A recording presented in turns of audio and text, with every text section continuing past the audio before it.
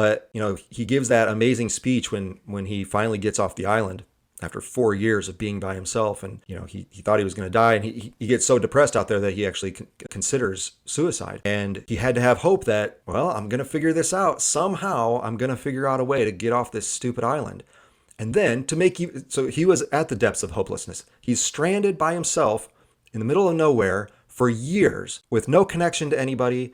He's struggling to eat and stay alive and all that stuff. The epitome of hopelessness. And yet he still stays optimistic enough to get himself to build a little raft and get himself off the island. But then it gets even worse, because when he gets out and he gets back to land and he is back to civilization and meeting all the people he used to know, he discovers that the woman he loved, because it had been years, had to move on, and she ended up marrying someone else. So now he feels hopeless again. After all those years of being hopeless, he's not in a worse place, but he's in a emotionally worse place. So he has to move on from that now. And in that amazing speech he gives, where it's one take, the camera moves in, and he just says, well, what do you do when you're in those situations? And he says, well, you get up every day and you breathe in and out, and you just focus on the possibility that something could change. You never know what the tide's going to bring in.